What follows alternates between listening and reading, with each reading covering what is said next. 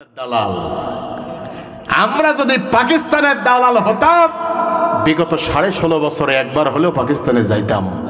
আরে কথা বলেন না কেন আপনারা? কিন্তু তাকায়া দেখেন, আমরা 16.5 বছর এই জমিনে ছিলাম, এই জমিনে আছি, জালিমের নিপীড়ন সহ্য করেছি, জেলখানায় গিয়েছি, মামলা খেয়েছি, শাহাদাতের নজরানা পেশ করেছে আমাদের নেতারা। কথা বলেন ঠিক কিনা? এরপরও এই দেশ ছেড়ে যাই নাই, কোথাও পালিয়ে যাই নাই। আর ওদের দিকে তাকায় দেখেন, ক্ষমতার মস্ত হারিয়েছে মাত্র আধা ঘন্টায়, আধা ঘন্টা দেশের বুকে টিকতে পারে নাই, দাদা বাবুর কোলে যেয়ে বসে আছে। এরপরেও একজন ডেকে বলছে, হুজুর আমাদের প্রধানমন্ত্রী নিয়ে বাজে কথা বলবেন না। কয় কেন? কয় যে প্রধানমন্ত্রী ইজ কামিং। মানে প্রধানমন্ত্রী আসছে। আমি বলি, যারা এখনো পর্যন্ত ওই দলকে সাপোর্ট করে, ওই দলের নেত্রীকে সাপোর্ট করে, আল্লাহর কসম করে বলি, মুসলমান তো দূরের কথা, এরা মানুষের জন্মের সন্তান না। তাহলে এই আয়াতে আল্লাহ বলছেন যে আল্লাযিনা কাফারু, যারা কাফের। এখন আমরা প্রশ্ন করলাম, আল্লাহ কারা কাফের? এরপর আল্লাহ ডেকে বলছেন কারা কাফের? ও সদ্দান, যারা বাধা দিয়েছে, সাবিলিল্লাহ, আল্লাহর পথে, এরাই কাফের। কথাও হয় না। যারা আল্লাহর পথে বাধা দেবে, ও মুসলমানের ঘরে জন্ম নিক অথবা মুসলিম নিজে হোক, হজ করুক, যাকাত দিক, নামাজ পড়ুক, সব করবে, এরপরও আল্লাহর কোরআনের কোন একটা আইনের বিপক্ষে দাঁড়িয়ে যদি যায়, আমার আল্লাহ বলছেন ওটাই হলো টাটকা কাফের। কথা কার? এবার আসেন, এইটাই হলো আয়াত। এরপরে আল্লাহ বলছেন আদাল্লা আমালাহুম, আল্লাহ তাদের কোনো আমল কবুল করবেন না, সব বরবাদ করে দিয়েছেন। এবার আসেন, এইটাই যদি আল্লাহর সিদ্ধান্ত হয়, তাহলে আমাদেরকেও এখন থেকে সিদ্ধান্ত নিতে হবে, আল্লাহর পথ ছাড়া বাতিলের পথে জীবন পরিচালনা করব না। আল্লাহ কবুল করুক, বলেন আমিন। এবার আসেন, আয়াত বুঝতে হলে আয়াতের শানে নজুল জানার দরকার আছে না নাই? মক্কার বুকে বদর যুদ্ধের পূর্বে, কোন যুদ্ধ? মক্কার বুকে বদর যুদ্ধের পূর্বে আবু জাহেল, উতবা, সাইবারা মিলে বিশাল বড় আয়োজন করেছিল। ওই আয়োজনে বিশাল বড় বড় গরু কেটে খানা দিয়েছিল, আর মানুষগুলোকে ডেকে বলছেন আসো খাও, যাতে করে বেশি করে খেয়ে শক্তি জোগাড় করতে পারো। মক্কার বুকে, বদরের বুকে মুহাম্মদ রাসূলুল্লাহ সাল্লাল্লাহু আলাইহি সাল্লামকে পরাজিত করতে হবে। নাউজুবিল্লাহ বলেন। খাওয়ানো সওয়াব না গুনাহ? খাওয়ানো সওয়াব, কিন্তু খাওয়ানোর উদ্দেশ্য যদি হয় নবীর বিপক্ষে, খাওয়ানোর উদ্দেশ্য যদি হয় ইসলামের বিপক্ষে, ওই খাওয়াটা জাহান্নামের খাওয়া হয়ে যায়। কথা বলেন ঠিক কিনা? যখন এইরকম ভাবে খাওয়া দাওয়া দিচ্ছিল আবু জাহেল, হঠাৎ করে আল্লাহর নবীর কাছে কথাটা চলে আসলো। নবীজি তার সঙ্গী সাথীদেরকে নিয়ে প্রস্তুতি যখন নিচ্ছেন, এমন একটা অবস্থাতে আল্লাহ পাক রব্বুল আলামিন মানুষের মাধ্যমে জানায়া দিলেন, অথবা জিবরাইল আমিনকে পাঠায়া দিলেন। একটু পর মানুষ আসলো, একজন সাহাবী আসলো। আসার পরে ডেকে বলেন, ইয়া রাসূলুল্লাহ, ইয়া হাবিবাল্লাহ সাল্লাল্লাহু আলাইহি সাল্লাম, আপনি ইসলামের জন্য চেষ্টা করে যাচ্ছেন, ওদিকে আপনার চাচারা মিলে আপনাকে বদরের প্রান্তরে শেষ করে দেওয়ার জন্য পায়তারা করছে। গরু কেটে খাইতে দিছে, দুম্বা কেটে খাইতে দিছে, এরপরে উট কেটেছে, আরো কত কি কেটে মানুষকে খাওয়াচ্ছে, আর বলছে বেশি করে খাও, শক্তি জোগাড় করো, যাতে করে মুহাম্মদকে পরাজিত করা যায়। বিশ্বনবী যখন এই কথাটা শুনলেন, নবীজি মন খারাপ হয়ে গেল। নবীজি একটু মনটাকে নরম করে ফেললো। কি জানি কি হয়, আমার তো বুঝে আসে না। এমন একটা অবস্থায় আল্লাহর নবী যখন প্রায় একটু হতাশাগ্রস্তের দিকে চলে যাচ্ছে, হতাশ হয়ে যাচ্ছে, কি জানি কি হয়, বদরের প্রান্তরে হয়তো আমরা জিততে পারবো না, ইসলাম মনে হয় এইখানে ঠিক হয়ে যাবে, শেষ হয়ে যাবে, এই চিন্তা ভাবনা নবী যখন করছে, ওই অবস্থায় আরশের মালিক আল্লাহ রাব্বুল আলামিন এই সূরা মুহাম্মাদের 1 নম্বর আয়াত নাজিল করেছে।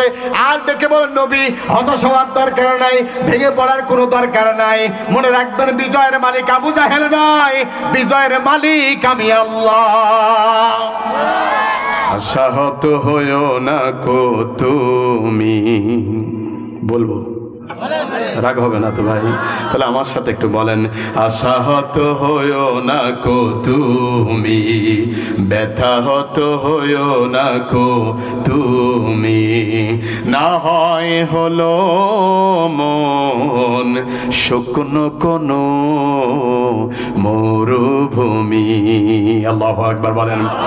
আরো কিছু পথ চলো মরিচিকা মারিয়ে, দেখবে সাগর আছে দুটি বাহু বাড়িয়ে। কথা বলেন ঠিক কিনা? হতাশায় রাস্তা বন্ধ করে দেওয়া যাবে না। হতাশায় রাস্তা বন্ধ করা ইমানদারদের কাজ না। 5ই আগস্টে যদি সন্তানেরা ফিরে যাইতো, লাশের স্তূপ পড়েছে যদি ভয়ে ফিরে যেত ঘরের ভিতরে, এই বিজয় আর কখনো আসতো না। কথা বলেন ঠিক কিনা? তারা লড়ে গিয়েছে, তারা মরে গিয়েছে, শহীদের রক্ত পড়েছে, ওই রক্তের উপর দিয়ে হেঁটে গিয়েছে, আল্লাহর নামে তাকবীর দিয়েছে, রাস্তায় গিয়েছে, বুকে বুলেট নিয়েছে, এরপরেও আল্লাহ ইসলামের বিজয়টা দান করার জন্য সংগ্রাম নিয়েছে। কথা বলেন ঠিক কিনা? এখন তো একটু সময় নিজেকে ব্যয় করতে হবে ইসলামের জন্য। আল্লাহ তো সময় দিয়েছে, এতদিন সময় ছিল না, কিন্তু এখন সময় আছে না নাই? আওয়াজ তো পাচ্ছেন না, আপনার মনে বাড়ি যাওয়া চিন্তা করছেন। আর একবার জিজ্ঞাসা করি, ইসলামের সময় ছিল না, এখন ইসলামের সময় আছে না নাই? ঠিকই তো আছেন, এত চালাক হইলে তো হবে না ভাই। আল্লাহ যেন আপনাদের কবুল করে, বলেন আমিন। নবীজিকে ডেকে বলে, নবী হতাশ হবেন না, খবরদার আপনি হতাশ হবেন না, আমি আল্লাহ বিজয়ের মালিক। মনে রাখবেন নবী, ওরা ষড়যন্ত্র করছে আপনার বিরুদ্ধে, কিন্তু আমি আল্লাহ বললাম। সূরা মুহাম্মাদের শেষের দিকে আয়াতে, 1 নম্বর আয়াতের শেষের দিকে নবী বলছেন, আমি সিদ্ধান্ত নিয়েছি আদাল্লাহ আমালহুম, তাদের জীবনের সমস্ত আমল বরবাদ করে দেব। সুবহানাল্লাহ বলেন। এবার আসেন আয়াতের মধ্যে ঢুকি। কষ্ট হচ্ছে না ভাই? আয়াতের মধ্যে ঢুকে আল্লাহ পাক রব্বুল আলামিন বলছেন, আল্লাযিনা কাফারু। কারা কাফের? যারা কোরআনের পথে বাধা দেয়, তারা কি কাফের। এরপর আল্লাহ বলছেন আদাল্লাহ আমালাহুম, তাদের কোনো আমল আল্লাহ কবুল করে না। এই অবস্থায় ওই যে শানে নজুল, ওই অবস্থায় আল্লাহ কোরআনে আয়াতটা নাজিল করলেন। এখন আমার প্রশ্ন হলো, আবু জাহেলের কি আমল ছিল? ওস্তাদ একটু আগে আসেন না, আমার কাছে আসেন, কাছে আসেন, আসেন। গ্যাপ থাকলে ভালোবাসা কমে যায়। আমাদের ওস্তাদরা হলো আমাদের মাথার তাজ, তারা থাকলে আমরা সাহস পাই। আল্লাহ কবুল করুক, বলেন আমিন।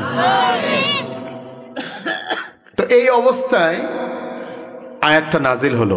এখন প্রশ্ন হলো, কাফেরদের কি আমল আছে? আছে, আমল আছে, কিন্তু এটা কোনো কাজে আসে না। এবার আসেন, আমল মূলত আমরা বুঝি ভালো কাজ। কাফেরদের তো কোনো ভালো কাজ নাই, ও ঈমান আনে নাই, কোনো কাজে তার ভালো না। ঠিক কিনা বলেন? মাদার তেরেসা কাজ খারাপ কিছু করে নাই, কত ভালো ভালো কাজ করে গিয়েছে, মারা গিয়েছে। একটা মানুষকে বলবে নাকি সে জান্নাতে যাবে? কেউ বলবে না। কিন্তু হোক না সে বেলালের মতো অন্ধ, হোক না সে বেলালের মতো কালো, কোন দূরে চলে গিয়েছে, এরপরও ইসলামের জন্য হৃদয়টা কেঁদেছে। মরুদুলালের বুকে তিনি ছিলেন উমাইয়ার দাসী। উমাইয়ার ঘরেই তার লালন পালন সবকিছু সে করে, কাজকর্ম যা করার দরকার সব করে। হঠাৎ করে বেলাল যখন মরুদুলালের মুখে শুনতে পেলেন, হেরা হতে হেলে দুলে নুরানি তো নূর কে আসে হায়, সারা দুনিয়ার হেরেমের পর্দা খুলে খুলে যায়, সে যে আমার কামলিওয়ালা কামলিওয়ালা, সে যে আমার কামলিওয়ালা কামলিওয়ালা। সুবহানাল্লাহ। যখন তিনি এইটা শুনলেন, সাথে সাথে কালেমা পড়ে মুসলমান হয়ে গেল। নির্যাতন শুরু হলো, নির্যাতনের উপরে নির্যাতন। একটা অবস্থায় তাকে আর খাইতে দেওয়া হলো না, মরুভূমির উত্তপ্ত বালুকণার উপরে শুইয়ে দেওয়া হলো, বুকের উপরে পাথর চাপা দেওয়া হয়েছে। উমাইয়া খোঁজ নেয়, এখন ওকে বেলাল ইসলাম ছাড়বে না নাকি। খোঁজ নিয়ে দেখে, আহারে বেলাল ইসলাম ছাড়ে না। যাওয়ার পরে ডেকে বললো, ও বেলাল ইসলাম ছাড়বা কিনা বলো। বেলাল ডেকে বলেন, বেলাল যদি মরেও যায় তারপরও ইসলামের পথ থেকে এক চুল পরিমাণ দূরে সরে যাবে না। একটু অনুধাবন করেন, ঘটনা তো সবাই জানে, একটু অনুধাবন করেন কতটুকু ইমানের পরীক্ষা দ্বারা দিয়েছে। হঠাৎ করে একদিন সুমাইয়া গিয়ে গেল, তার গুপ্তচররা ডেকে বলো বেলাল আর কথা কয় না, মুখ দিয়ে তার কোনো ভাষা বের হয় না। উমাইয়া চলে গেল, যাওয়ার পরে আহারে দূর থেকে লক্ষ্য করে বেলাল যেন কিছু বলতে চাই, কিন্তু বেলালের মুখ থেকে কিছুই যেন বের হয় না, শব্দ আসে না। উমাইয়া আস্তে করে বেলালের কানের কাছে নিজের মুখটা দিল। ওই অবস্থায় মুখটা দিয়েও উমাইয়া শুনতে পাচ্ছে বেলাল তখনও বলছে আহাদ আহাদ আহাদ, আল্লাহ একজন, আল্লাহ একজন, দ্বিতীয় আমার কোনো রব নাই, আল্লাহু আকবার। এইরকম অবস্থা যখন দেখেছে উমাইয়া রাগান্বিত হয়ে গিয়েছে, পাথরটা সরিয়ে বেলালের বুকের উপরে বসে উমাইয়া তার বাম হাতটা বেলালের মুখের ভিতরে ঢুকাইয়া দিয়েছে, জিহ্বা টেনে ছিঁড়ে বের করে ফেলেছে। জিহ্বা টেনে যখন বের করলো, করার পরে বাবলা গাছ অথবা খেজুর গাছের কাঁটা দিয়ে শুধুমাত্র খোঁচাতে থাকলো, ফিনকে দিয়ে দিয়ে রক্ত বের হতে লাগলো। এরপরে উমাইয়া ডেকে বলেন এখনো সময় আছে, ইসলামের পথটা ছাড়বা কিনা বলো বেলাল। বেলাল এবার তার রবের শানে তিনি বলছেন, শোনো উমাইয়া, তুমি আমার জিহ্বাটা আজকে কাটা দিয়ে ক্ষত বিক্ষত করে দিচ্ছ, যদি জিহ্বা নয় আমার উপরে বসে যদি আমার কলিজাটা ছিঁড়ে যদি ক্ষত বিক্ষত করে দাও, এরপরও ইমানের পথ থেকে আমি এক চুল পরিমাণ দূরে সরে যাব না। ইমান এত সহজ না, এই জন্য বলছি ইমান থাকলেই তার আমল থাকবে। কথাও কয় না, ইমান থাকলে আমল থাকবে, ইমান নাই তার আমল নাই। ইমানদার মসজিদে যায় আবার গাজীর গীতে যায়, ইমানদার মসজিদে যায় আবার পূজা মণ্ডপে যায়, এটা ইমানদারের সাক্ষ্য হতে পারে না। কথা বলেন ঠিক কি না? নবীকে পাঠিয়েছে মূর্তি ভাঙার জন্য, মূর্তি গড়ার জন্য নয়। আর বিগত দিনে আমরা যাদেরকে দেখলাম, আহারে 16.5 বছর দেশ চালাইছে। কত বছর? 16.5 বছর দেশ চালাইছে। মসজিদেও যাইতো, আবার যখন ঠাকুরের কাছে যাইতো তখন আবার যে নম নম করতো। কথা কথা কেন? একজন তো নম নম করতে করতে চলেই গেছে। আশ্চর্য কথা। দালাল, আমরা যদি পাকিস্তানের দালাল হতাম, বিগত 16.5 বছরে একবার হলেও পাকিস্তানে যাইতাম। আরে কথা বলেন না কেন আপনারা? কিন্তু তাকায়া দেখেন, আমরা 16.5 বছর এই জমিনে ছিলাম, এই জমিনে আছি, জালিমের নিপীড়ন সহ্য করেছি, জেলখানায় গিয়েছি, মামলা খেয়েছি, শাহাদাতের নজরানা পেশ করেছে আমাদের নেতারা। কথা বলেন ঠিক কিনা? এরপরও এই দেশ ছেড়ে যাই নাই, কোথাও পালিয়ে যাই নাই। আর ওদের দিকে তাকায় দেখেন, ক্ষমতার মস্ত হারিয়েছে মাত্র আধা ঘন্টায়, আধা ঘন্টা দেশের বুকে টিকতে পারে নাই, দাদা বাবুর কোলে যেয়ে বসে আছে। এরপরেও একজন ডেকে বলছে, হুজুর আমাদের প্রধানমন্ত্রী নিয়ে বাজে কথা বলবেন না। কয় কেন? কয় যে প্রধানমন্ত্রী ইজ কামিং। মানে প্রধানমন্ত্রী আসছে। আমি বলি, যারা এখনো পর্যন্ত ওই দলকে সাপোর্ট করে, ওই দলের নেত্রীকে সাপোর্ট করে, আল্লাহর কসম করে বলি, মুসলমান তো দূরের কথা, এরা মানুষের জন্মের সন্তান না। হ্যাঁ না, আমি একা একা শুধুমাত্র কথা বলেন, আমি কোরআন নিয়ে কথা বলি। সূরা কলাম আয়াত নাম্বার 13, আল্লাহ বলছে উতুল্লিম বাদা জালিকা জানিম। খোঁজ নিয়ে দেখো, যারা ইসলামের সাথে বাদনামি করবে, নবীদের সাথে বাজে কথা বলবে, আলেমদেরকে ধরে ধরে মিথ্যা মামলা দিয়ে দুনিয়ার মুখ থেকে বিদায় করেছে, ওরা আর যাই হোক বৈধ মায়ের বৈধ সন্তান হতে পারে না। কথা বলেন ঠিক কিনা? এরপরে আসেন আল্লাহ সূরা আরাফের 179 নম্বর আয়াতে বলছেন,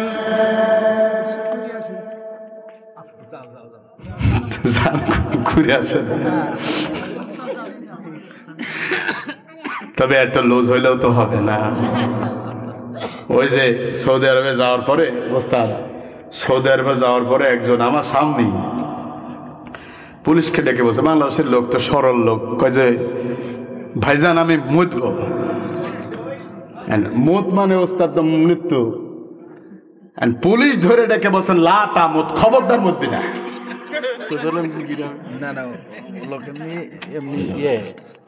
মুরব্বি ওস্তাদি হয় আমাদের, কোনো সমস্যা নেই।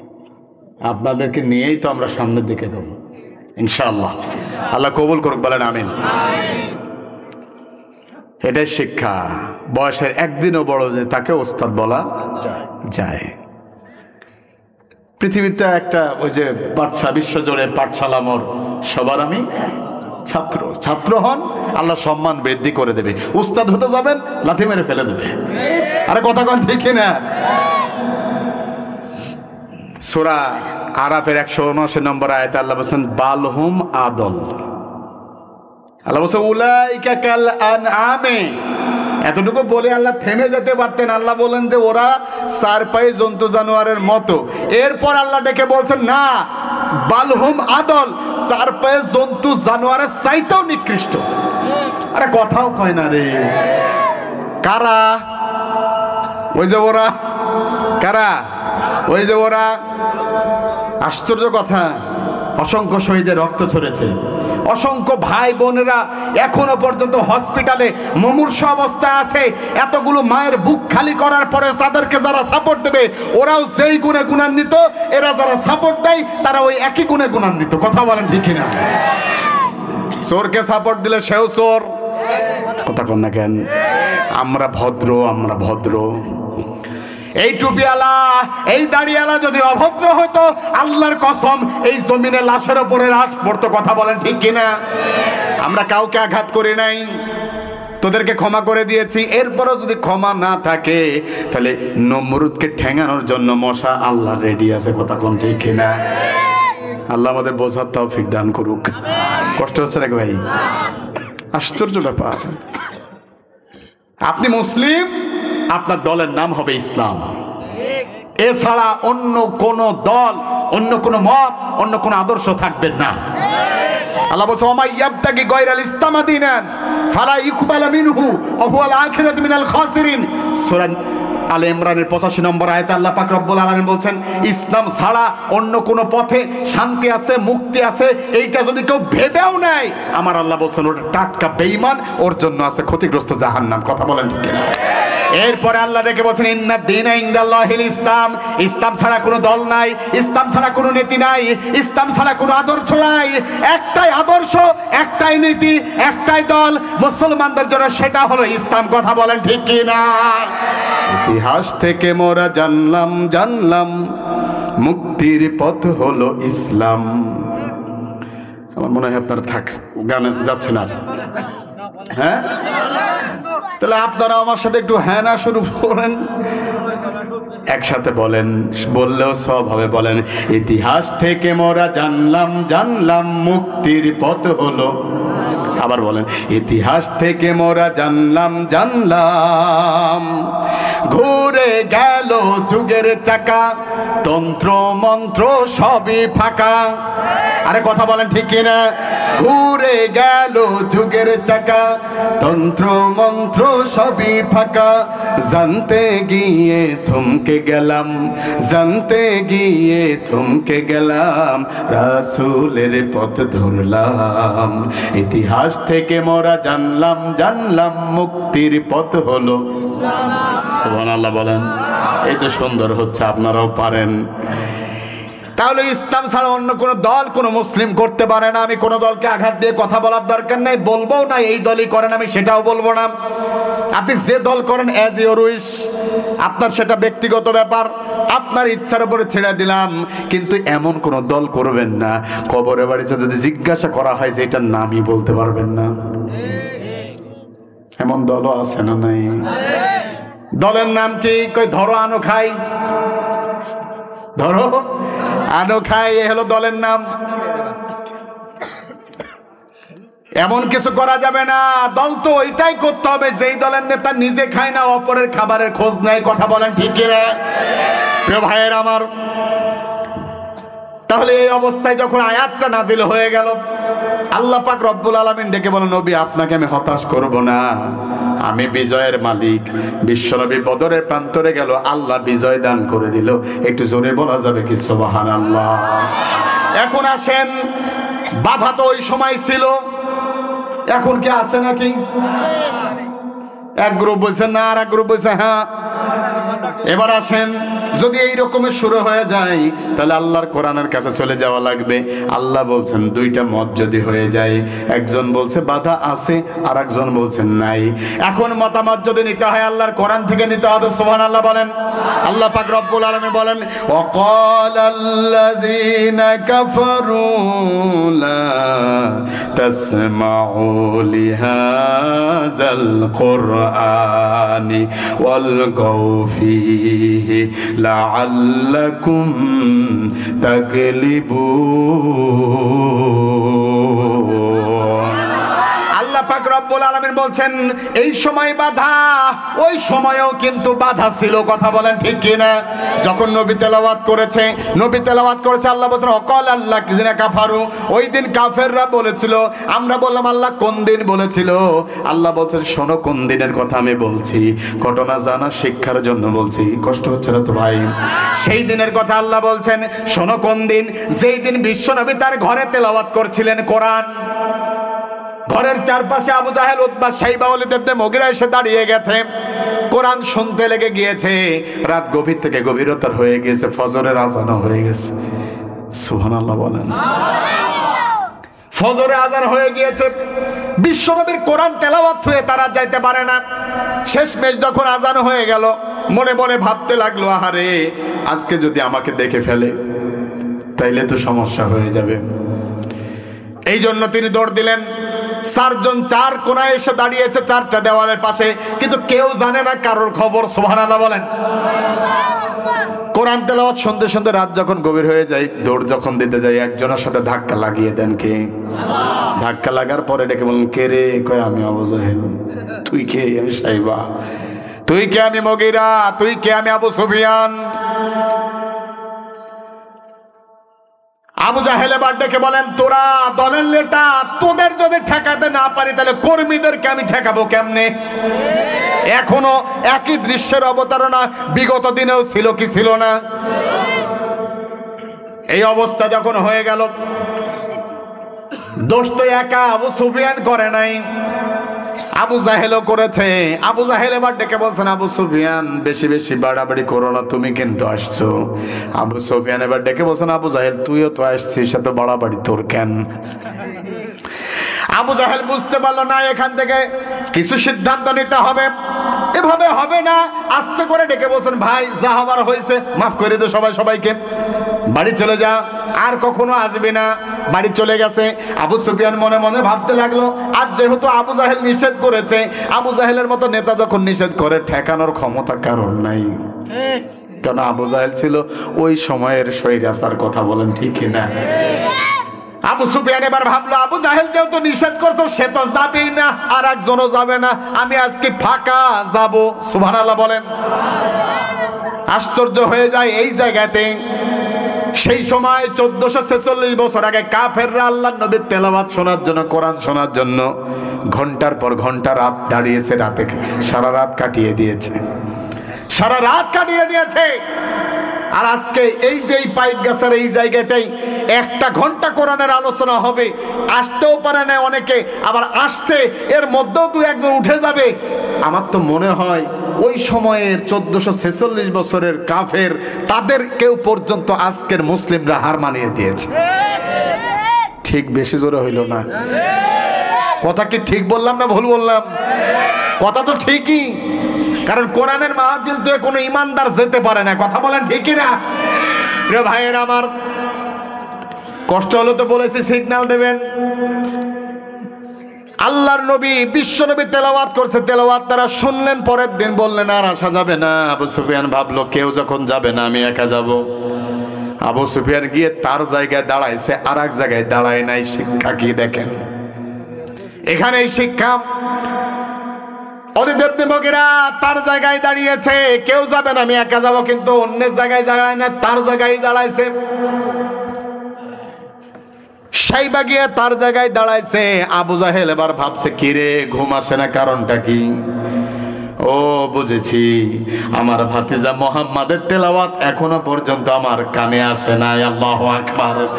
মুহাম্মাদের একটি নামে এত মধুর ঢল। আল্লাহু আকবার। মুহাম্মাদের একটি নামে এত প্রেমের ঢল, জগৎ জুড়ে ভালোবাসার, জগৎ জুড়ে ভালোবাসার অবাক কোলাহল। মুহাম্মাদের একটি নামে এত প্রেমের ঢল। একটু জোরে বলা যাবে কি সুবহানাল্লাহ? প্রিয় ভাইয়ের আমার, এই অবস্থা যখন হয়ে গেল, এই অবস্থা হওয়ার পরে চারজন তারা চলে গিয়েছে, প্রত্যেকের জায়গায় দাঁড়িয়েছে, কেউ কারো জায়গায় দাঁড়ায় নাই। শিক্ষা এখানে একজন আরেকজনের জায়গায় দাঁড়ায় নাই। কারণটা কি? কারণ হলো আবু সুফিয়ান ভাবতো, সে নিজে ভালো করে জানতো, যেই কোরআন আমাকে বাড়িতে ঘুমাতে দেয় নাই, ওই কোরআন আর যাই হোক অন্য যারা আছে ওদেরকেও ঘুমাতে দিতে নাও পারে। সুবহানাল্লাহ বলতে পারবেন না? আবু জাহেলের একই চিন্তা। সবাই যখন দাঁড়িয়ে গিয়েছে, আবার শুনেছে রাত গভীর, আবার দৌড়াতে গিয়ে আবার ধাক্কা লাগিয়ে দিচ্ছেন কে? আওয়াজ দিয়ে আজকে যায় না ভাই, লাগিয়ে দিচ্ছেন কে? আল্লাহ দিয়েছেন। যখন তাদের ধাক্কা লেগে গিয়েছে, আবু জাহেল দেখলে কে রে? কয় আমি রে। তুই কি? আমি সাইবা। তুই কি? আরে তোরা আবার? কয় জি। আবু সুফিয়ান এবার রাগান্বিত হয়ে গেল, তুমিও কেন আসলাম? আবু জাহেল এবার ভাবলো এখন তো বিচার করার দরকার। আর ওই তিনজন ভাবছে এখন আমরা তো তিনজন, আবু জাহেল একা, আমরা তিনজন যদি আলাদা হয়ে আবু জাহেলের সামনে দাঁড়াই তাহলে মারতে একটাও মাটিতে পড়বে না। এই জন্য আসো আমরা সাময়িক সময়ের জন্য এক হয়ে যাই। কি হয়ে যায়? আজকে সব আছে, মুসলিমদের মধ্যে একতা নাই। সারা পৃথিবীর মুসলিমদেরকে ধ্বংস করার জন্য বেঈমান আর কাফেররা এক হয়েছে, অথচ হুজুররা পর্যন্ত আজকে এক হতে পারলো না। আরে কথা বলা ঠিক না? এটা আমাদের জন্য মাইনাস পয়েন্ট। এটাই মাইনাস পয়েন্ট। আমাদের এক হওয়ার দরকার। আল্লাহ কবুল করুক, বলেন আমিন। ধাক্কা যখন লেগে গেল তখন থেকে বলছেন ব্যাপার কি? কই তিনজন এখন আমরা তাহলে এক হব। ওরা তিনজন যখন এক হয়েছে, এক হওয়ার পর এখন সিদ্ধান্ত নিচ্ছে। আর তাদেরকে আবু জাহেলের দিকে আঙ্গুল তুলে বলে, আবু জাহেল, নেতাগিরি সব জায়গায় চলে কিন্তু বাদবাড়ি সব জায়গায় চলে না। তুমি নেতা, তুমি কেন আসতাকে সেটা বল। আবু জাহেল দেখছে ভুল তো হয়ে গেছে, মার তো খাইলাম। আস্তে করে ডেকে বলেন, ঠিক আছে তোদের মাফ করে দিলাম। এখন বলেন আবু জাহেলকে মাফ করে দিল না মাফ চেয়ে নিল? হ্যাঁ, আবু জাহেল মূলত মাফ চেয়ে নিল। আল্লাহর পরে আবু জাহেল দেখে বলো, শোনো, যা হবার তা হয়েছে, আজকে থেকে সিদ্ধান্ত নাও, আজকের পর থেকে আর কখনো আল্লাহর কোরআন তেলাওয়াত শুনতে তো যাবই না। কোরআন তেলাওয়াত যাতে বন্ধ করা হয়, কোরআন তেলাওয়াত যাতে মানুষ শুনতে না যায়, সেই জন্য যা করার দরকার তাই করব। তার মানে এই পৃথিবীর ইতিহাস সর্বপ্রথম আল্লাহর কোরআন দেয়। এই পৃথিবীতে কোরআনের আলোচনা, কোরআনের তেলাওয়াতে প্রথম যিনি বাধা দিয়েছিলেন আবু জাহেল, তিনি। কথা কয় না কেন? প্রথম যিনি বাধা দিয়েছেন আবু জাহেল, তিনি। যুগের পরিবর্তনে এখন এবং ভবিষ্যতেও যারা কোরআনের মাহফিলে বাধা দেবে, কোরআনের আলোচনা হতে দেবে না, আল্লাহর কসম আবু জাহেল যেই জাতের জাত, এরাও একই জাতের জাত। কথা কন ঠিক কিনা? মনে করবেন না শেখ হাসিনা পালাই গেছে, শান্তি পাই গেছে, না। 100 বিদায় নিয়ে সারাক্ষণ রেডি হয়ে দাঁড়া আছে। এই জন্য যে যা ভোট নেয় আমাদের কোনো আফসোস নাই। আমাদের কথা হলো, ভাই তুই ক্ষমতায় সারা জীবন থাক, আমাদের আফসোস নাই, কিন্তু আমাদের একটাই চাওয়া, কোরআন দিয়ে রাষ্ট্র কায়েম করা লাগবে। কথা বলেন ঠিক না? কোরআন দিয়ে রাষ্ট্র কায়েম করা লাগবে। আর এই কোরআনের আন্দোলনের বিপক্ষে, কোরআনের রাজনীতির বিপক্ষে, কোরআন কায়েমের বিপক্ষে যে বা যারাই কথা বলবে, আল্লাহর কসম ও আর যাই হোক ইমানদার হতে পারে না, মুমিন হতে পারে না। কথা বলেন ঠিক কিনা? প্রিয় ভাইয়েরা আমার, আবু জাহেল বলল আজকের পর থেকে আর কোরআন শুনতে যাবি না। এই সিদ্ধান্ত যখন নিল, ওই অবস্থায় আল্লাহ কোরআন নাজিল করলেন এই আয়াতটা, ওয়াকালাল্লাযিনা কাফারু লা তাসমাউ লিহাযাল কোরআন, ওই দিন কাফেররা কোরআন তেলাওয়াত নিষিদ্ধ করে দিয়েছিল। ওখানেই থেমে থাকলো না, দীর্ঘদিন কোরআন তেলাওয়াত এখন নিষিদ্ধ। হঠাৎ করে আল্লাহর নবী, বিশ্ব নবী জনাবে মুহাম্মদ রাসূলুল্লাহ সাল্লাল্লাহু আলাইহি ওয়াসাল্লাম তার সাহাবায়ে কেরামকে নিয়ে বসেছেন দীর্ঘদিন পর। সুবহানাল্লাহ বলেন। সাহাবায়ে কেরামকে নিয়ে যখন বসলেন, আল্লাহর নবী ডেকে বলেন, আমার সাহাবীরা, তোমরা তো জানো আবু জাহেল আমার কোরআন তেলাওয়াত নিষিদ্ধ করে দিয়েছে, কোরআন তেলাওয়াত করতে দেয় না। তোমাদের মধ্যে এমন কোন আল্লাহর গোলাম কি আছো আবু জাহেলের 144 ধারা ভেঙে ফেলে আল্লাহর কোরআন তেলাওয়াত করতে পারবে? একজন কি আছো? মাঝখান থেকে ছোট্ট একজন সাহাবী তিনি উঠে দাঁড়িয়ে গেলেন। সুবহানাল্লাহ। নাম তার আব্দুল্লাহ ইবনে মাসউদ। আল্লাহর নবী ডেকে বলেন, তুমি ছোট মানুষ, তুমি বসো, আর কেউ আছে কিনা দেখি। নবীজি চাইলে তো সবাই হাত তুলবে, কথা কোন ঠিক কিনা? শুধু হাতই তুলবে না, যদি বলা হয় কলিজা ছিঁড়ে দাও, কলিজা ছিঁড়ে নিয়ে গিয়ে বিশ্বনবী হাতে দেবে। ভালোবাসা আছে না নাই?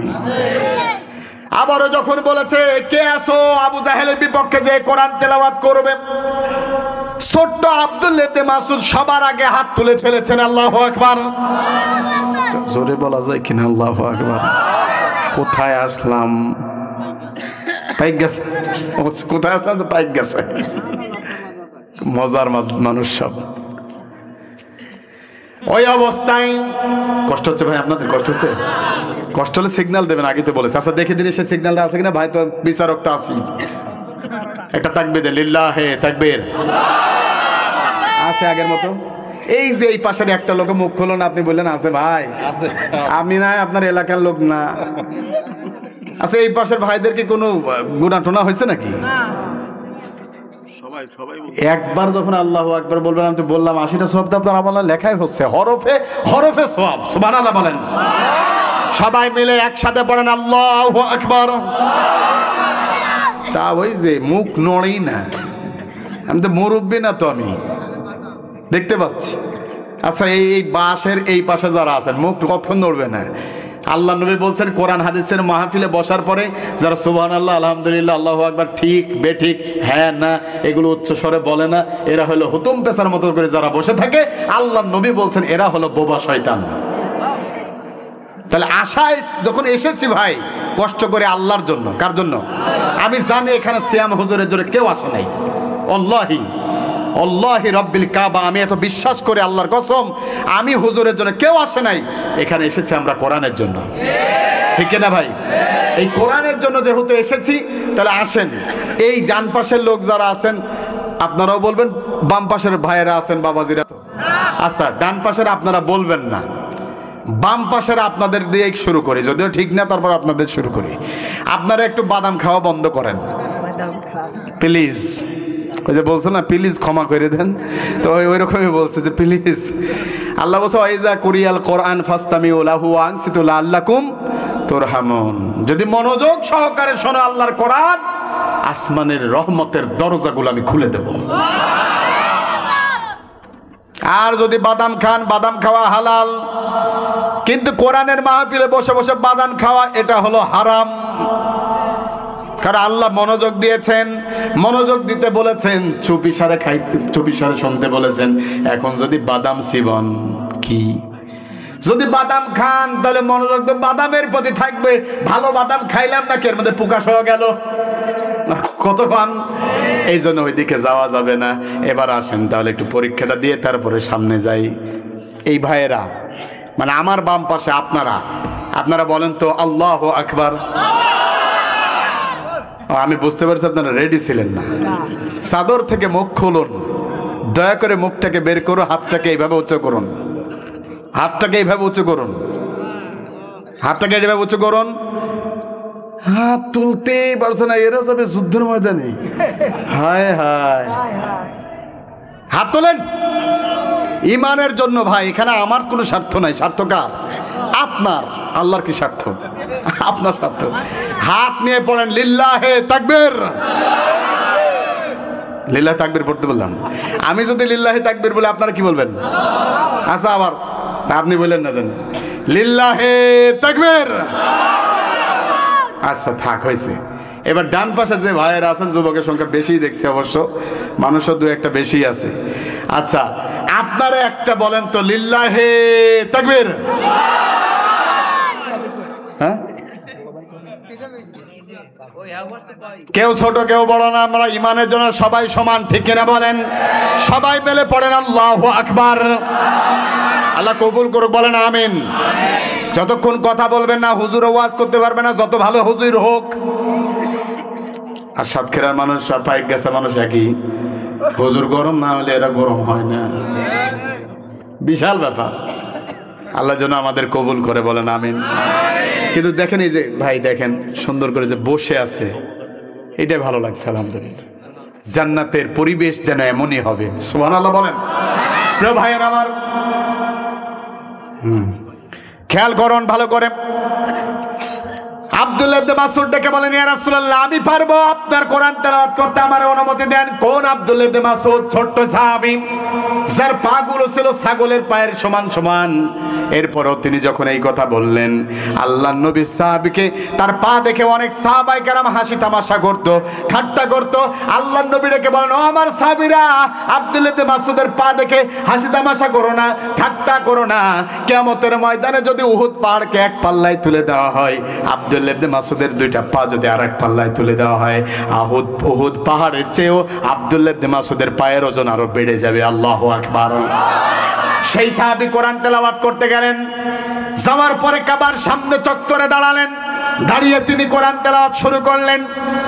মানুষের ভিড় জমে গেল। আজকে যেমন আপনারা এসেছেন, ওর মধ্যে থেকে একজন আবু জাহেলকে ফোন দিল, হ্যালো আবু জাহেল, তুই কোথায়? ঠিক কিনা?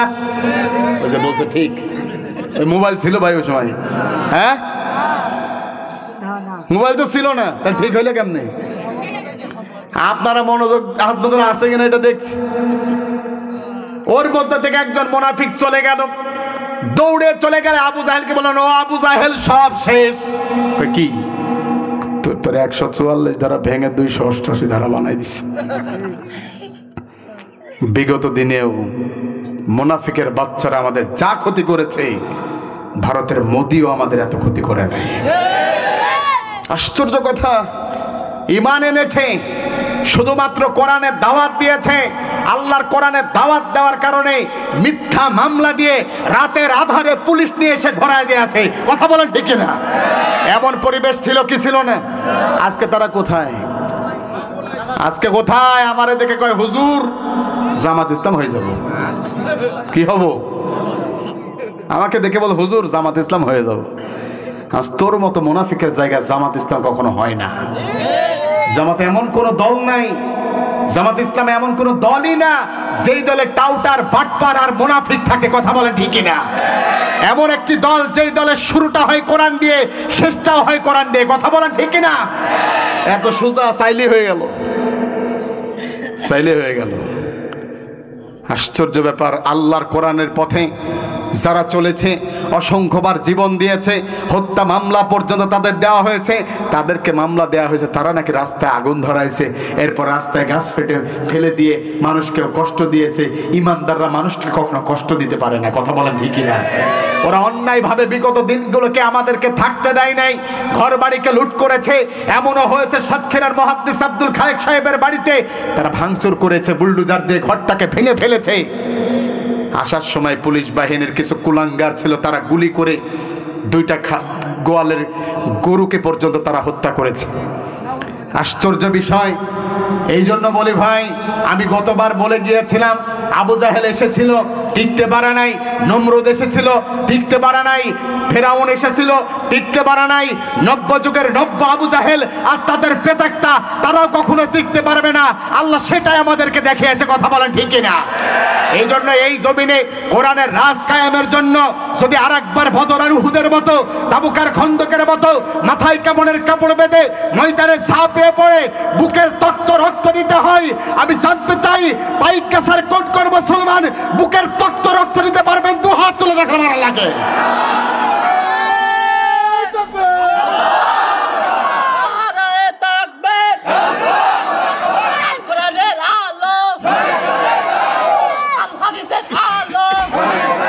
প্রিয় ভাইয়ের আমার, কষ্ট হচ্ছে নাকি? আমরা কষ্টের কথাও বলি না, কষ্ট তাদের হবেই চিরকাল যারা ইসলাম বিদ্বেষী ছিল। ওরা আমাদের কলিজার টুকরা নয়নের মনি আল্লামা সাইদিকে কেড়ে নিয়েছে। আমি ওই দিন আমি বলেছিলাম কিনা আপনাদের মাহফিলে জানি না, আমি জানাজার মাঠে দাঁড়িয়ে দোয়া করেছিলাম, আল্লাহ, আশ্চর্য ব্যাপার, আমি তো ওই এর আগেও বলছি, আমি যে হাসানা পালাইছে বলে বলছে এমন না, আমি ও জিনিসই না।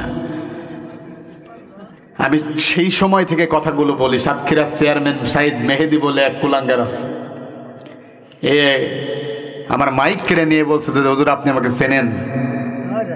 পিস্তল আমার পিছনে ঠেকায় আমার কয় যে ওয়াজ শেষ করে বাড়ি চলে যান।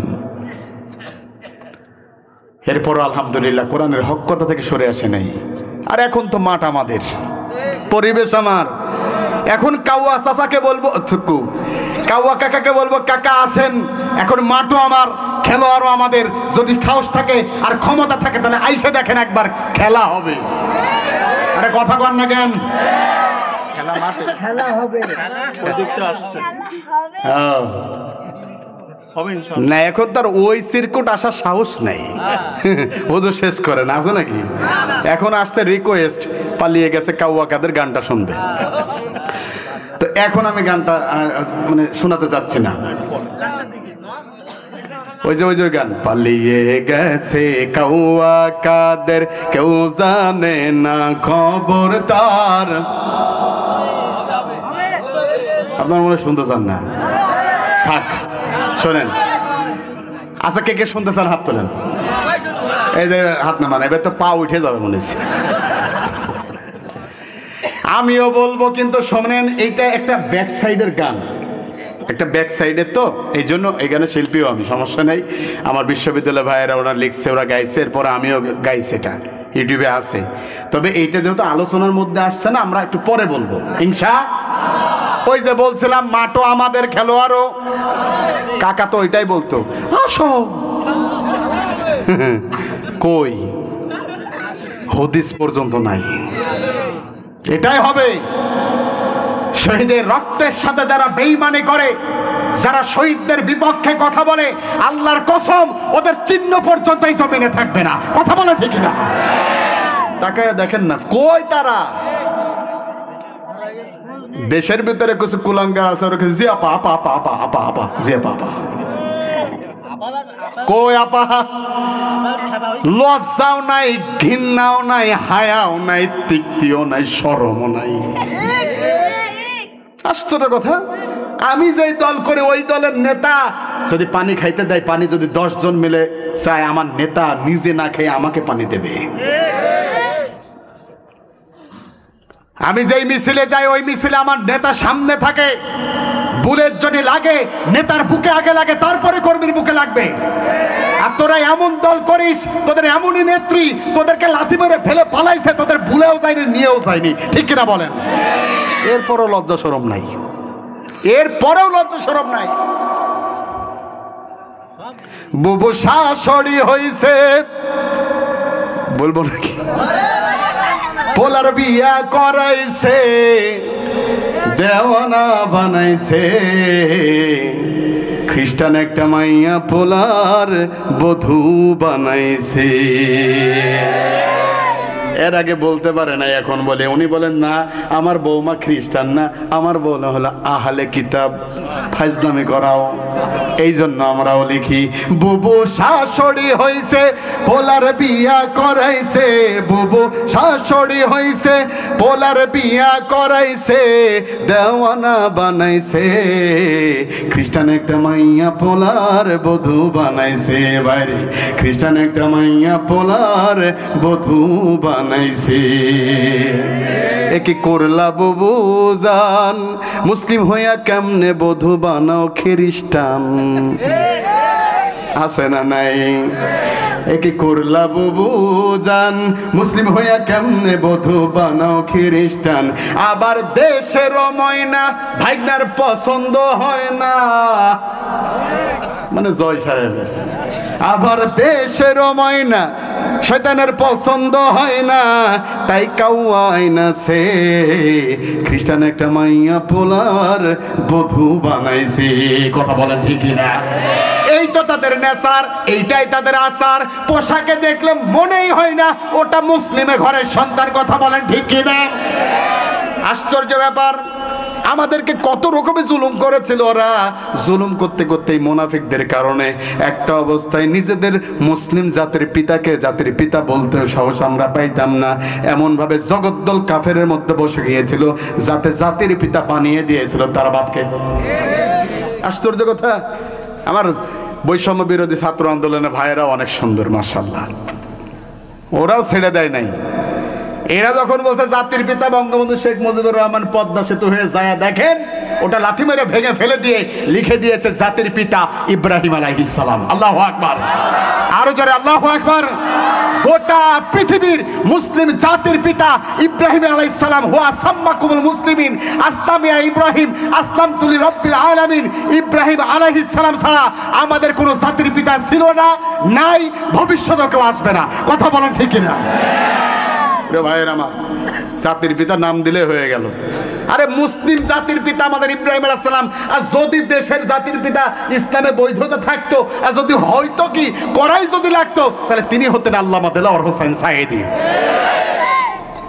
ওদের ব্যাখ্যা অনুসারে আল্লামা দেলোয়ার হোসেন সাঈদীকে অনেককেই ধর্ষণ করেছে। নাউজুবিল্লাহ বলবেন না? যুদ্ধ অপরাধী মামলা দিয়েছিল, অনেককেই ধর্ষণ করেছে, কত কয়েক হাজার মহিলাকে ধর্ষণ করছে। একটা পুরুষ যদি এরকম পাওয়ারফুল হয়, তো জাতির পিতা তো সেই হওয়ার কথা। কথা মাইন্ডে নেবেন না। মানে বেঈমান যারা, এদের কথার কোনো মানে লিমিট থাকে না, কখন কি বলে। এমন ভাবে হিসাব দিয়েছিল যে আল্লামা সাঈদী প্রতিদিন কমসে কম 3 থেকে 4টা মেয়ের ইজ্জত সম্মান নষ্ট করেছিল। আহা, যা চেহারার দিকে তাকালে এখনো হাজারো মানুষের চোখের পানিটা ঝরে। তাকে পর্যন্ত বিদায় করা হয়েছে। মনে করবেন না, আমি এর আগেও বলেছিলাম এই মাঠে, মনে করবেন না এমনি এমনি ছেড়া যাবে, এমনি এমনি ছেড়া হয়ে যাবে। তা ছেড়ে এমনি দেওয়া যায় না, আল্লাহ ছাড় দেয় কিন্তু ছেড়ে দেয় না। মনে করবেন না যে আল্লাহ ছাড় দিয়েছে, খুব ভালো আছে না, ভারতে পালিয়ে গিয়ে বেঁচে আছেন, তা না। আমি পত্রিকায় পড়লাম শেখ হাসিনা যত অন্যায় করেছে 4000 বার যদি তাকে ফাঁসি দেওয়া যায়, তাও তার এক জীবনে গুনাহ মাফ হবে না। এত সোজা নয়। লাশের গন্ধ পেলে সে নাচতো। তার পিএস যে ছিল, সেই পিএ তিনি নিজে লিখছে, তিনি লাশের খবর পেলে তিনি নাচতেন। আশ্চর্য কথা, মানুষ এতটা নিষ্ঠুর কেমনে হয় আমার তো বুঝে আসে না।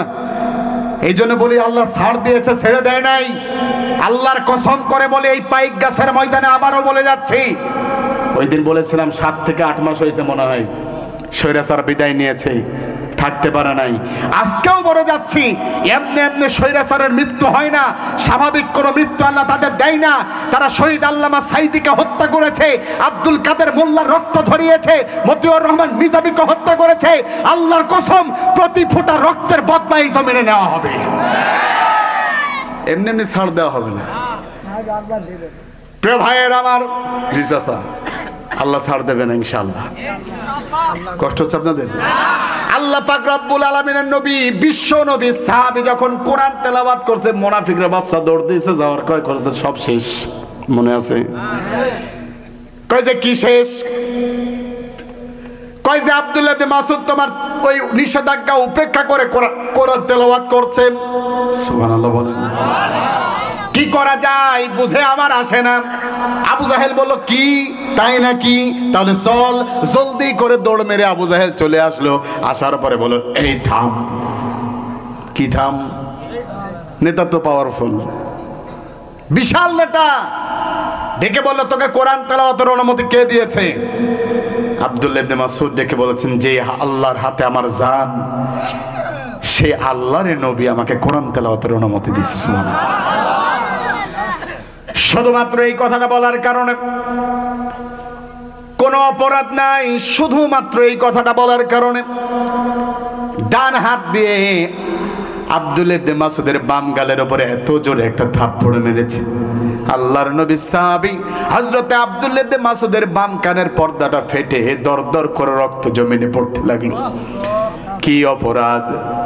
2013 সাল 5ই মে হেফাজতে ইসলামের সংগঠন থেকে তারা দাওয়াত দিল, নবীর অবমাননা সহ্য করতে পারবো না এই বলে যখন দাওয়াত দিল, সারা দেশ থেকে লক্ষ লক্ষ মানুষ সেই জায়গায় ঢাকায় শাপলা চত্বরে গিয়েছিল। কথা বল না কেন? আমি অধম সেই জায়গায় গিয়েছিলাম। ওই জায়গায় যখন গেলাম তখন আমি সাথী দায়িত্বশীল, যখন ওই জায়গায় গেলাম যাওয়ার পরে শাপলা চত্বরে আমি এখনো পৌঁছাতে পারি নাই, মতিঝিলে আছি। বিকাল থেকে গুলি তারা করতে লেগে গেছে, রাবার বুলেট। আমার এই হাতের উপর অসংখ্য শহীদের মনে হয় যেন এখনো রক্ত লেগে আছে। আমি কত ভাইকে আমার এই হাতের উপরে ধরে আমরা 2-3 জন মিলে নিয়ে এসেছি হসপিটালের দিকে। যখন যেতে যাচ্ছি ওই দিক থেকে গুলি করেছে, পিজি হাসপাতালের দিক থেকে গুলি যখন করছে, আমরা আবার লাস্ট ওই আহত ভাইকে নিয়ে পালিয়ে আসছি। কোনো উপায় আমরা যখন পেলাম না, একটা অবস্থায় আমরা তাকিয়ে দেখলাম, আহারে বদরের প্রান্তরে শুনেছি পাখিগুলো যেন নিচে নেমে এসে আল্লাহর নবীকে সাহায্য করেছে, ফেরেশতারা যেন আসমান থেকে নাজিল হয়েছিল। আর আমি আমার চোখে দেখলাম ওই দিন ফেরেশতা আমি দেখি নাই, কিন্তু ওগুলো কি আমি জানি না। বিশ্বাস করেন আমার আল্লাহর কসম, আল্লাহি আমার আল্লাহ ভালো জানেন, ওই দিন পিজি হাসপাতালে আমরা যেতে পারি নাই ঠিকই, কিন্তু পিজি হাসপাতাল সহ ওই এলাকায় যত হসপিটাল ছিল সমস্ত হসপিটালের ডাক্তারগুলো ব্যাগগুলো নিয়ে বাইরে চলে এসেছিল। সবাই যখন বাইরে এসে ফুটপাতে বসে গিয়েছে, আমাদেরকে বললো বারবার করে নিয়ে আসো, দ্রুত নিয়ে আসো। রাত যখন গভীর হয়ে যাচ্ছিল, একজন ভাইয়ের কপালে একটা গুলি লেগেছে, আমি তাকে জোরে করে নিয়ে আসছি। আস্তে করে ডেকে বলছেন, ভাই আপনি দ্রুত আমাকে কেন নিয়ে যান? আপনি আমাকে বাঁচানোর জন্য নিয়ে যাচ্ছেন, কিন্তু আমি জান্নাতের ঘ্রাণ আমার নাকে পাচ্ছি। আমার মনে হয় আমার রব আমার প্রতি খুশি হয়ে গেছে, আমি হয়তো আর বাঁচবো না। আল্লাহর কি ইচ্ছা, ডাক্তারের কাছে পৌঁছাবো কি পৌঁছাবো, ওই অবস্থায় সে কালেমা পড়ে বিদায় নিল। ওই দিন আমি বুঝেছিলাম এই জমিনে আল্লাহর রাজ কায়েম হবেই হবে ইনশাআল্লাহ, এটা হতাশার কিছু নাই। আমি ওই দিন বুঝলাম যারা আল্লাহর জন্য জীবন দেয় মূলত আল্লাহ তাদেরকে ভালোবাসে, আর তারাও আল্লাহর প্রেমে পাগল হয়ে যায়। কথা কোন ঠিক? হাজার হাজার লোক থাকে মিছিলে, ওই দিন শাপলা চত্বরে লক্ষ লক্ষ মানুষ, ওর মধ্যে থেকে মারা গিয়েছে মাত্র কয়েকজন। আমার চোখের সামনে কয়েকজন মারা গেল। আমি তখনই মনে করছিলাম, দোয়া করছিলাম, আল্লাহ যেন একটা বুলেট আমার এখানে এসে লাগে। আল্লাহর কি ইচ্ছা লাগে নাই? আমি তখন বুঝলাম, আহারে আল্লাহর কাছে চাইলেই যে পাবেন এমনটা না, চাওয়ার জন্য যেই যোগ্যতা অর্জন করার দরকার হয় ততটুকু যোগ্যতা সম্পন্ন হওয়াও লাগবে।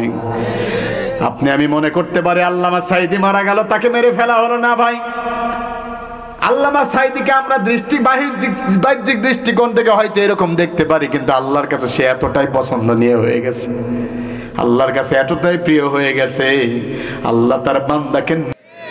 ওই দিন আমি শপথ নিয়েছিলাম, যেই মৃত্যু হাসতে হাসতে মানুষ মারা যায়, যেই মরণের সময় কোনো আফসোস থাকে না, এমন মরণ যেই পথে চলতে গেলে হবে, ইমানদার ওই পথ ছাড়া দুনিয়ার কোনো পথ এসে পা বাড়াতে পারে না। কথা বলেন ঠিক কিনা? দুনিয়ার কারো কাছে মাথাও তার নত হতে পারে না।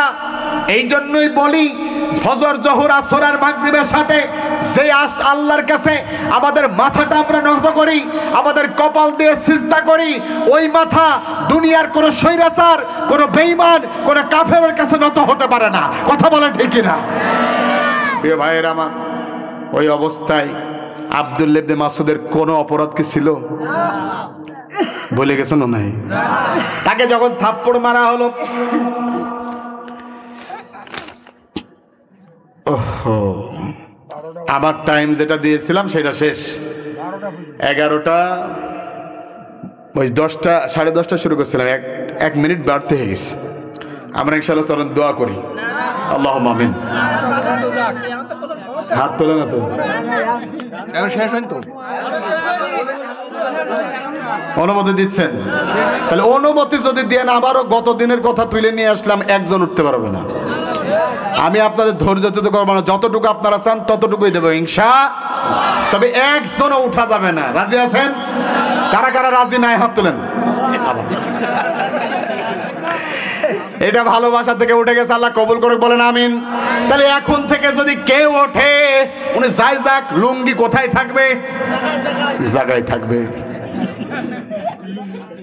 আর কেউ ওঠা যাবে না। এই যে পিছনে ভাইরা, এই যে মুরব্বী চাচাকে চলে যায় নাকি আল্লাহ? ও আসছে 1 নাম্বার। ও ওই যে বলছিলাম, ওইটা ভুলে গেছে আমি, কই যে আমি মুতবো, পুলিশকে বলছে। পুলিশ ডেকে বলেন লা তামুত, খবরদার মুতবে না, মুতবা মানে হলো আমি মরবো। মত মানে কি? মত মানে মৃত্যু, আমি মুতবো মানে হলো আমি মরবো। হ্যাঁ, পুলিশ সে তো আর এ বাংলায় বলছে, ও তো আরবি বলছে। হ্যাঁ, পুলিশ ডেকে বলছেন খবরদার লা তামুত, মরবি না। এখন এই বেচারা যখন শোনে না, ধরে নিয়ে যে খুঁটির সাথে বাঁধতে রাখছে, এরপর তাকায় দেখে নিজ দিয়ে যা হওয়ার দরকার হচ্ছে। তা আমি যদি আবার অতটুকু জাপটে ধরি, তাহলে আবার ওই কাজ হইতে পারে। এটা তো মাটিও না যে নিয়ে নেবে, এটা তো কি করা, ঢালাই দেওয়া মারা ঝামেলা আছে। আল্লাহ যেন আমাদেরকে কবুল করে, বলেন আমিন। একটু জোরে বলেন আমিন, একটু জোরে বলেন আমিন। ওই জায়গা থেকে কোনো সাউন্ড আসে না, কারণ কি জানেন? ওই যে মাঝখানে ফাঁকা, ওই জায়গায় ফাঁকা রাখা হারাম। আর হারাম কাজ করে আপনি বরকত নেবেন ভাই, কোশ্চেন কালেও সম্ভব না।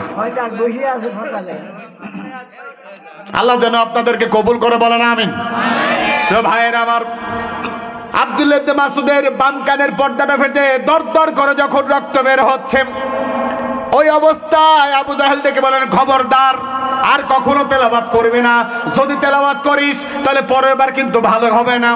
এই কথা বলে আবু জাহেল যখন চলে যাচ্ছে, এমন একটা অবস্থায়, ওই অবস্থায় আব্দুল্লাহ ইবনে মাসউদ আবু জাহেলকে এমন একটা কথা বললেন, ওই কথাটা শুনে আবু জাহেলের মাথা জায়গায় ঘুরতে লেগে গিয়েছে। আল্লাহু আকবার। আবু জাহেলকে এবার আব্দুল্লাহ ইবনে মাসউদ ডেকে বলেন, শোনো আবু জাহেল, আজকে তুমি ক্ষমতায় আছো, কিন্তু মনে রাখবা ক্ষমতা চিরকাল তোমার থাকবে না। কথা কোন ঠিক কিনা? ক্ষমতা চিরকাল থাকবে না। আজকে তোমার ক্ষমতা আছে, এই জন্য তুমি আমাকে মারলা, কানের একটা পর্দা ফাটিয়ে দিয়েছো। সেই দিন বিশ্বনবী আবার ক্ষমতার মস্তদে বসবে, ওই দিন আমি তোমার 2টা কানে মেরে তোমার 2টা কানের পর্দা ফাটিয়ে দেব। আল্লাহু আকবার। কারণ কোরআন যদি কারো বুকে থাকে, তার ঈমান বাড়িয়ে দেন কে? কোরআন যদি কেউ শুনতেও থাকে, তার ঈমান বাড়িয়ে দেন কে? আল্লাহ পাক রব্বুল আলামিন বলেন, ইন্নামাল মুমিনুনাল্লাযীনা ইযা যুকিরাল্লাহু ওয়াজিলাত কুলুবুহুম ওয়া ইযা তুলিয়াত আলাইহিম আয়াতুহু যাদাতুহুম ঈমানা ওয়া আলা রাব্বিহিম ইয়াতাওয়াক্কালুন।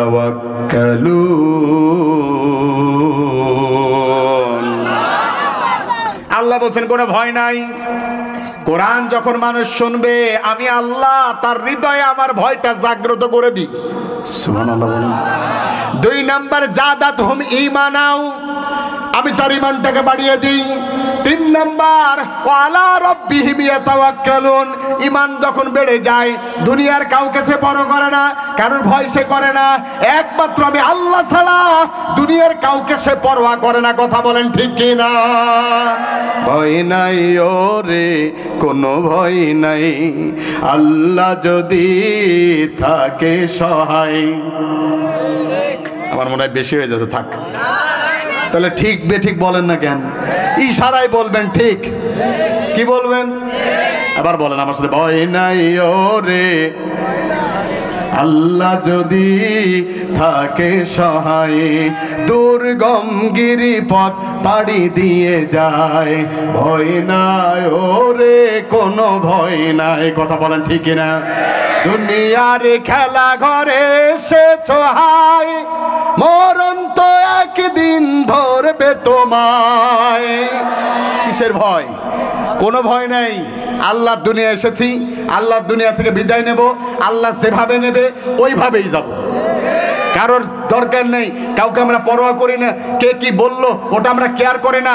আমরা আল্লাহর জমিনে আল্লাহ দিন কায়েম যাতে হয় ওই কাজই করব। কথা বলেন ঠিক কিনা? আল্লাহ যেন কবুল করে, বলেন আমিন। আবু জাহেলকে ডেকে যখন এই কথা বলছে, আবু জাহেলের জায়গায় মাথা ঘুরতে লাগছে, ব্যাপার কি, কয় কি, মাথা কি খারাপ হয়ে গেল চড় খেয়ে? আবু জাহেল এবার ডেকে বলছেন, তুই কি কস? কয় যে হ্যাঁ, মনে রাখো ইমানদারদের একটা আলাদা পাওয়ার আল্লাহ দেয়। সুবহানাল্লাহ বলেন। আল্লাহ দেয়। আবু জাহেল ওইখান থেকে চলে গেল। যাওয়ার পরে মনে হয় ষড়যন্ত্র বন্ধ করে দিল নাকি? ওখান থেকে ষড়যন্ত্র বন্ধ করে নাই ভাই। যাওয়ার পরে নিজের বিবির সাথে আলোচনা করে। আবু জাহেলের বউয়ের নাম কি? হ্যাঁ, জামিলা। নাকেরা। কি নাকেরা? ভয়ঙ্কর মহিলা।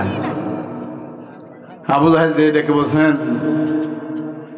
একদিন আবু জাহেল যে ডেকে বলছেন, নাকেরা, আমি তো মোহাম্মদকে ঠেকাইতে পারলাম না সাল্লাল্লাহু আলাইহি ওয়াসাল্লাম, আমি তো ঠেকাইতে পারলাম না। নাকেরা এবার ডেকে বলেন, তুই তো হিজড়া, পারবি কেমনে? আবু জাহেল এবার ডেকে বলেন, যদি আমি হিজড়া হই তাহলে তোর পেটে যে সন্তান, এটা কার? বাইরে গেছে শয়তানে শয়তানে। এমন শয়তান এখনো আছে না নাই? জোরে বলেন আছে। অভাব নাই। ওই নাকেরের কাছে যাওয়ার পরে বলছেন, আবু জাহেল একটু পরামর্শ দাও। আবু জাহেল দেখে বলছে, নাকের একটু পরামর্শ দাও। তার মানে বউয়ের চিন্তা বউয়ের পরামর্শে চলে। এই সমাজে যারা দেখবেন হুজুরদের দেখতে পারে না, হুজুরদের দেখে রাগারাগি করে, ইসলামকে নিয়ে বাড়াবাড়ি করে, ইসলামের বিরুদ্ধে কথা বলে, খোঁজ নিয়ে দেখবেন ওরা হুজুর না, ওরা নিজেরা তো হুজুর হতে পারবে না, কিন্তু খোঁজ নিয়ে দেখবেন বাড়িতে ঘরে ওরা নিজেদের বউয়ের কথায় ওঠে আর বসে। বাড়িতে দাম পায় না, এই জন্য হুজুরদের কাছে আসি মাতবাড়ি করে। এটাকে বলছেন, এইটা করাই লাগবে হুজুর, এইটা করেন, সেইটা করেন। মনে হয় হুজুর আর বিয়ে করা বউ যা বলবে তাই শোনা লাগবে। ছিল না বিগত দিনে? ছিল। প্রিয় ভাইয়ের আমার, আবু জাহেল থেমে গেল না। নাকেরাকে বললো, একটু পরামর্শ দাও। নাকেরা ডেকে বলেন, পরামর্শ কি হবে আমি বলছি, আগে লোকজনকে মাইকিন করে ডাক, ডেকে এক জায়গায় কর। মাইকিং করে লোকজনকে এক জায়গায় করা হলো, ধরেন আজকের মতো করে। ওই মিটিংয়ে, ওই সভাতে নাকেরা এবার ডেকে বলেন, আবু জাহেল ঘোষণা দাও, আব্দুল্লাহর বেটা মুহাম্মদুর রাসূলুল্লাহ সাল্লাল্লাহু আলাইহি সাল্লামের কল্লাটা যদি কেউ কেটে নিয়ে এসে আমি নাকেরার সামনে হাজির করতে পারি, তাকে আমি 100টা উট উপহার দেব। বিশ্বনবী কি কারোর পাকা ধানে মই দিয়েছিল নাকি? কথা বলেছিল কার? আল্লাহ নবীর বিষয়ে এই ব্যাপারে সিদ্ধান্ত যখন নিল, এই অবস্থা যখন হয়ে গেল, একজন তিনি হাত তুললেন তলোয়ার নিয়েই, দেখে বলেন, আমি পারবো আবু জাহেল। সত্যিই কি 100টা উট দিবা? আবু জাহেল বলেন যে আমার স্ত্রী যা বলে ওর কোনো হেরফের হয় না, আমি দেব, কথা করলাম। এই ব্যাপারে যখন ওয়াদা করে ফেললো, আস্তে করে ওই মানুষটা ডেকে বললেন, আমি পারবো, আমি যাচ্ছি। তিনি খোলা তলোয়ার নিয়ে হাজির হলেন। যাইতে যাইতে একটা পর্যায়ে বন্ধুর সাথে দেখা হলো। অনেকেই তার বন্ধুর নাম বলেছেন আবু নাইম। কি নাম? নাম নিয়ে অনেকের মতানৈক্য আছে। অনেকেই বলেছেন এটা আবু নাইম। আস্তে করে বন্ধুর সাথে যখন দেখা হলো, বন্ধু এবার ডেকে বলেন, বন্ধু কই যাও? আবু জাহেলের নিয়োগপ্রাপ্ত লোকটি এবার ডেকে বলছেন, আমি যাই এই মক্কার বুকে মুহাম্মদ সাল্লাল্লাহু আলাইহি সাল্লামের মাথা আনতে। বন্ধু এবার মনে মনে ভাবতে লাগলো, আহারে ওমর যা বলে তাই তো করে, ওমর যা বলে তাই তো করে। যেই লোকটাকে পাঠানো হয়েছে ওই লোকটা ছিল হযরতে ওমর। আল্লাহু আকবার। জোরে বলেন আল্লাহু আকবার। যখন পাঠানো হলো, বন্ধু এবার ডেকে বলেন, বন্ধু কোথায় যাও? কই অমুক জায়গায় মাথা নিয়ে আসছে। একটু বিবেক দিয়ে শোনেন, কতবার শুনেছেন, একটু বিবেক দিয়ে শোনেন যাতে করে পরিবর্তন হওয়া যায়। ইসলাম তো আবেগে চলে না, ইসলাম চলে আবেগের সাথে যেই বিবেক থাকে, অথবা বিবেকের সাথে যে আবেগ থাকে, ওই দুইটা মিলেই ইসলাম। কথা কোন ঠিক কিনা?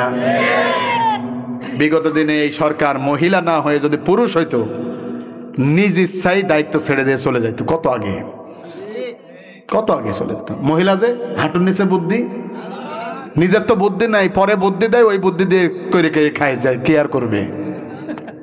হ্যাঁ, পৃথিবীর কোন দেশ আমাকে দেখান, পৃথিবীর কোন দেশ আছে স্বৈরাচার নিজের দায়িত্ব নিয়ে এত বছর থাকে? কোন দেশ আছে? এরশাদ ছিল না? এরশাদ ছিল না? কয় বছর ছিল? 9 বছর ছিল, ক্ষমতা ছাড়ে নাই। পুরুষ হলে আগেই ছাড়িয়ে দিত। এই অবস্থায় কষ্ট হচ্ছে ভাই। এই যে আর মাত্র 18 মিনিট, আর মাত্র কয় মিনিট? 18 মিনিট। খেয়াল করেন, এই অবস্থায় বন্ধু বলছে যাহারে ওমর যা বলে তাই তো করে, ফেরানো দরকার। আস্তে করে ডেকে বলছেন, ওমর তুমি তো আল্লাহর নবীকে হত্যা করতে যাবা, তুমি কি নিজের ঘরের খবর টবর রাখো নাকি? কই কি হয়েছে? কই তুমি খোঁজ নিয়ে দেখো, মক্কার বুকে 3 জন ফাতেমা ছিল, একজন বিশ্বনবীর মেয়ে, সুবহানাল্লাহ বলেন। আর একজন ওই যে চুরি করে ধরা পড়ছিল, এক ফাতেমা কুরাইশ বংশের, বনু মাখজুমিয়ার গোত্রের। আর একজন ফাতেমা ছিল হযরত ওমরের বোন। এই 3 জন ফাতেমা, হযরত ওমর রাদিয়াল্লাহু তাআলা আনহুর বোন ছিল ফাতেমা। এই বোন আর তার বোনাই বলেন তো নাকি? হ্যাঁ, ভগ্নিপতি, দুলাভাই। এই 2 জন মিলে অলরেডি কালেমা পড়ে মুসলমান আগেই হয়ে গিয়েছে, সুবহানাল্লাহ বলেন। হযরত ওমরকে ডেকে বলেন, যাও বাড়িতে যেয়ে দেখো তোমার বোন আর দুলাভাই কালেমা পড়ে মুসলমান হয়ে গেছে। হযরত ওমর রাগান্বিত হলেন, তলোয়ারটা নিজের বন্ধুর ঘাড় মোবারকে নিয়ে যাবে। এই অবস্থায় ডেকে বলছেন, বন্ধু কি কথা বলছিস ভালো করে একটু হিসাব নিকাশ করে বলবি। যদি আজকে তোর কথাটা মিথ্যা হয়, বিশ্বনবীর গর্দান কাটার আগে আমি তোর গর্দান কেটে ফেলবো। এমন ভয়ঙ্কর ওমর, যে ওমর রাদিয়াল্লাহু তাআলা আনহু যে রাস্তা দিয়ে যাইতেন 40 দিন পর্যন্ত শয়তান ওই রাস্তায় যাইতে ভয় পাইতো। সুবহানাল্লাহ বলবেন না? এত পাওয়ার আল্লাহ তাকে দান করেছিলেন। সেই ওমর এবার ডেকে বলে, বন্ধু শোনো, তাই যদি হয় আমি যাচ্ছি। বাড়িতে চলে গেলেন, দরজা দেয়া ঘরে বারবার নক করছে, দরজা খুলছে না। ভিতরে খুলবে কেমনে? ভিতরে থাকার কথা ছিল 2 জন, আছে হলো 3 জন। কয়জন? ওমর রাদিয়াল্লাহু তাআলা আনহু, তার বোন আর তার ওমর রাদিয়াল্লাহু তাআলা বোন এবং তার দুলাভাই বা ভগ্নিপতি, এটা থাকার কথা ছিল। মাঝখানে তিনি আছেন হযরত খাব্বাব রাদিয়াল্লাহু তাআলা আনহু, তিনি তাদেরকে কোরআন শিক্ষা দিচ্ছিলেন। সুবহানাল্লাহ বলেন। এখন প্রশ্ন, হুজুর স্বামী স্ত্রী থাকবে, মাঝখানে আবার অন্য সাহাবী ঢুকলো কেন? পর্দার তো একটা ব্যাপার আছে না? নাই? হ্যাঁ, যদিও থাকে ওই সময় কোরআনের ওই পর্দার আয়াতটা নাজিল হয় নাই, ওই সময় পর্দার আয়াত নাজিল হয় নাই।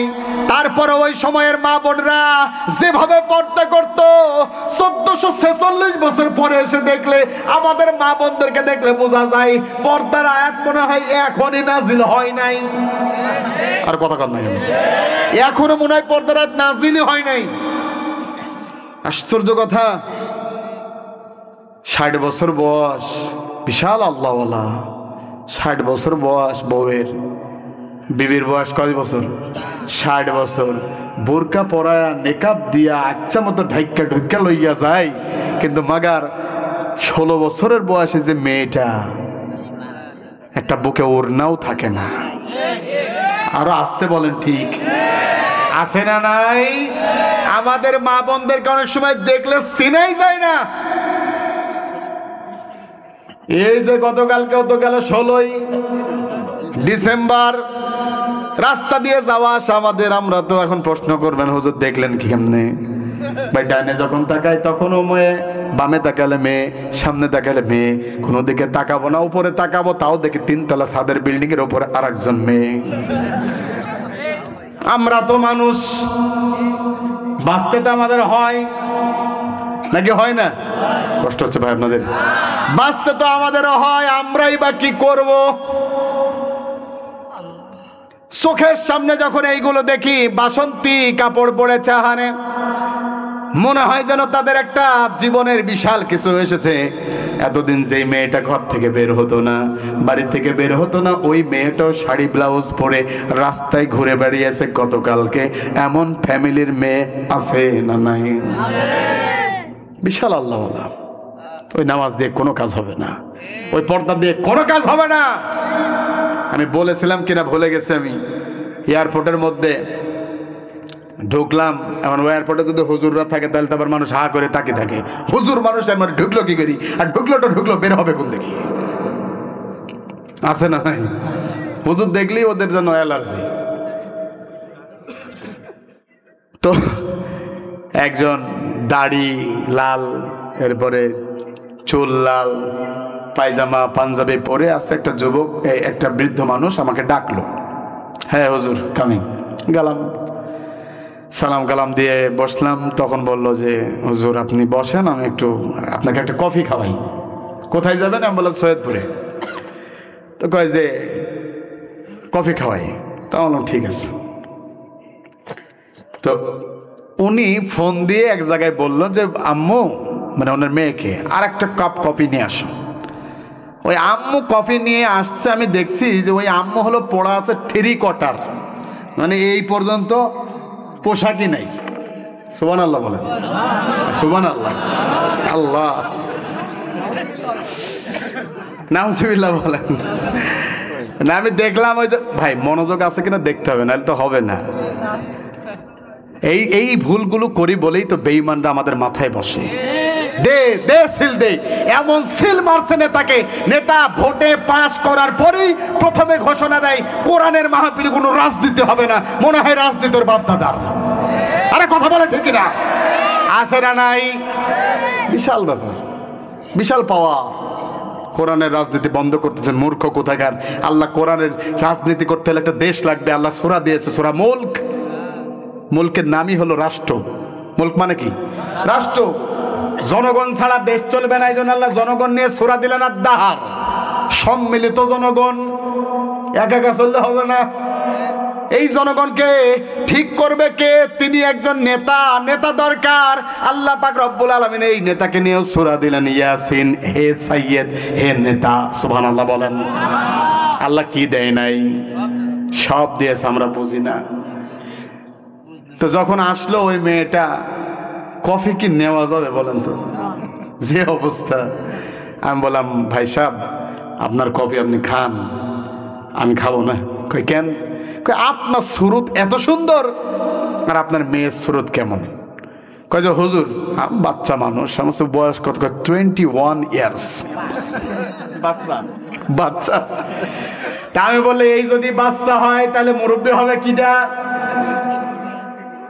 নেন আপনার কফি, আমি খাবো না, কারণ কোন দাইয়ুসের খাবারও আমি গ্রহণ করতে চাই না। আল্লাহ নবী বলেন কখনো পর্যন্ত একটা দাইয়ুস যত নামাজ পড়ুক, হজ করুক, যাকাত দিক, যত কিছু করুক না কেন, দাইয়ুস কখনো জান্নাতের ঘ্রাণও পাবে না। অথচ জান্নাতের ঘ্রাণ 500 বছরের দূরত্বের রাস্তা থেকে পাওয়া যায়।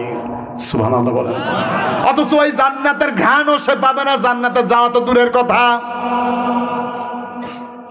এখন উনি আমার গরম হয়ে কয় হুজুর আপনি আমার চেনেন? আমার চিনি না বলেই তো কথাগুলো বলছি। কয় যে আমি রানিং 7 বারের হাজি। কয়বার? মানে 7 বার উনি হজ করেছে। তো ছোটখাটো উমরা না, বড় হজ 7 বার করছে। আর